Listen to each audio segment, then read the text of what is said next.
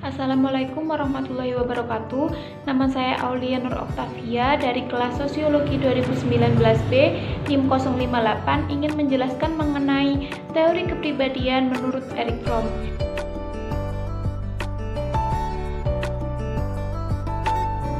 Erich Fromm adalah seorang ahli psikologi, filsafat, dan sosiologi.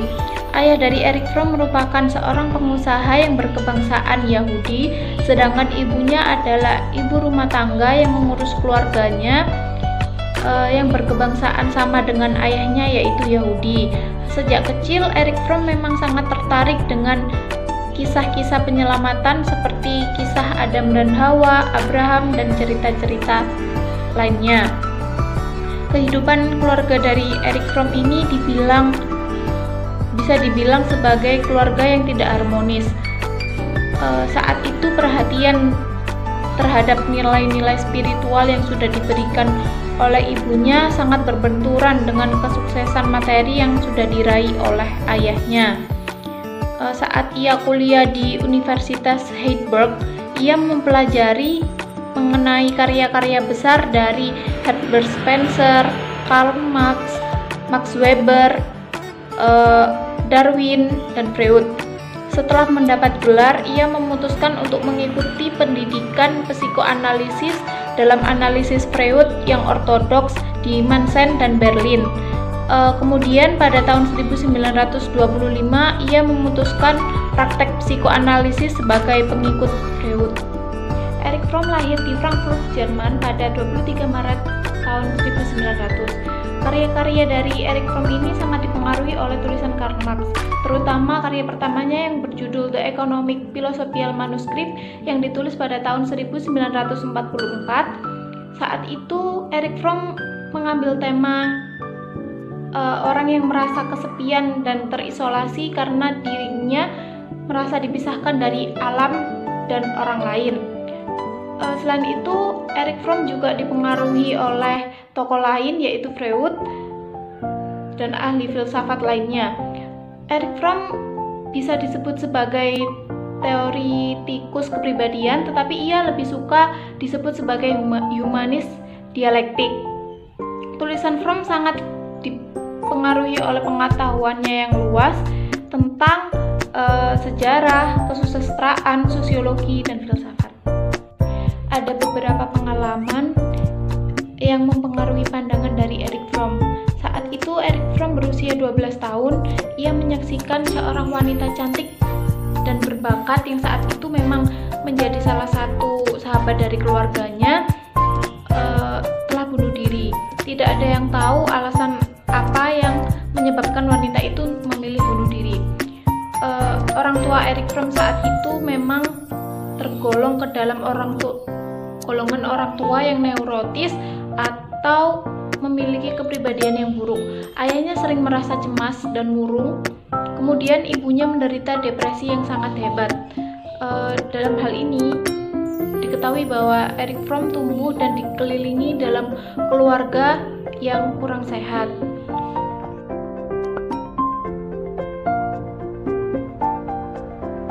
Misalnya keinginan untuk sendiri dan tidak bergantung pada orang lain, tetapi pada hakikatnya manusia merupakan makhluk sosial yang tidak bisa hidup sendiri dan tentunya membutuhkan bantuan dari orang lain. Dalam buku Erich Fromm yang berjudul Escape from Freedom yang ditulis pada tahun 1941, ia mengembangkan tesis bahwa manusia menjadi semakin bebas dari abad ke abad. Maka mereka juga semakin merasa kesepian. Jadi kebebasan menjadi keadaan negatif di mana orang lebih memilih untuk melarikan diri.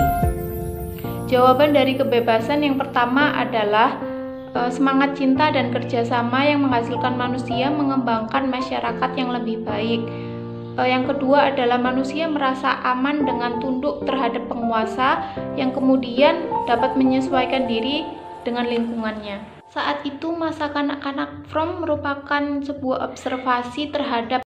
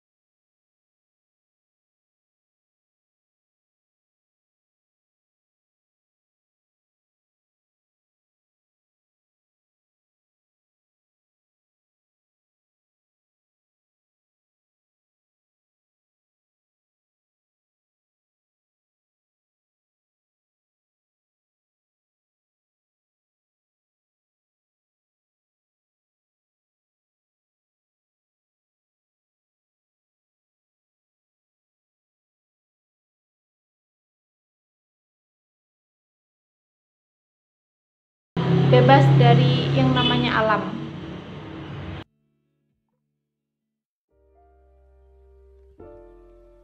Sebagai manusia tentunya kita memiliki kesadaran diri, pikiran, daya akal. Pengalaman khas manusia meliputi perasaan-perasaan lemah lembut, cinta, perasaan kasihan, sikap-sikap dan perhatian, sikap tanggung jawab, identitas, integritas, perasaan yang bisa terluka, transendensi, kebebasan, nilai-nilai dan norma yang perlu ditaati. Teori Erich Fromm mengenai watak masyarakat mengakui asumsi transmisi kebudayaan dalam hal membentuk kepribadian tipikal atau kepribadian kolektif. Tetapi Fromm juga menjelaskan fungsi historik dari tipe kepribadian tersebut yang menghubungkan kebudayaan tipikal dari sebuah kebudayaan objektif yang dihadapi oleh suatu masyarakat. Menurut Fromm, untuk merumuskan hubungan tersebut secara efektif, suatu masyarakat perlu menerjemahkan ke dalam unsur watak dari individu anggotanya agar mereka bersedia melaksanakan apa yang harus dilakukan.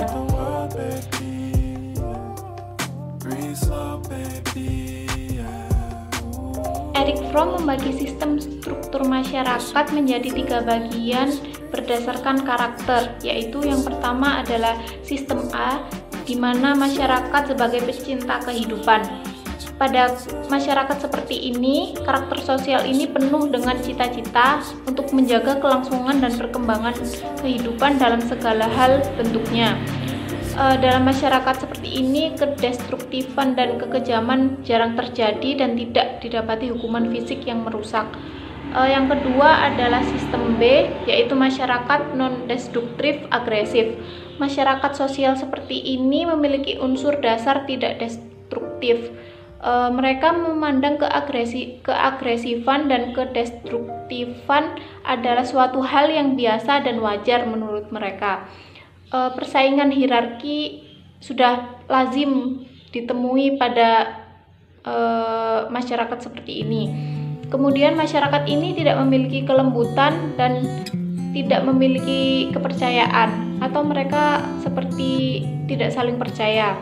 Yang kemudian yang ketiga adalah sistem C, yaitu masyarakat destruktif. Masyarakat seperti ini sangat sering terjadi persaingan yang mengutamakan kekayaan. Jika bukan dalam bentuk materi berupa mengunggulkan simbol. Selain itu, Erich Fromm juga menjelaskan bahwa ada 5 tipe karakter sosial yang ditemukan dalam masyarakat dewasa, yaitu tipe represif, yaitu mengharapkan dukungan dari luar. Yang kedua, tipe eksploitasi, yaitu memaksa orang lain untuk mengikuti keinginannya. Yang ketiga ada tipe penimbunan, yaitu suka mengumpulkan dan menimbun barang dari suatu materi. Yang keempat adalah tipe pemasaran, yaitu suka menawarkan dan menjual barang. Yang kelima adalah tipe produktif, yaitu karakter yang kreatif dan selalu ingin berusaha untuk menggunakan barang-barang untuk mencapai suatu kemajuan. Yang keenam adalah tipe necrophilus biophilus. Necrophilus yaitu orang yang tertarik dengan kematian, dan biophilus yaitu orang yang mencintai kehidupan.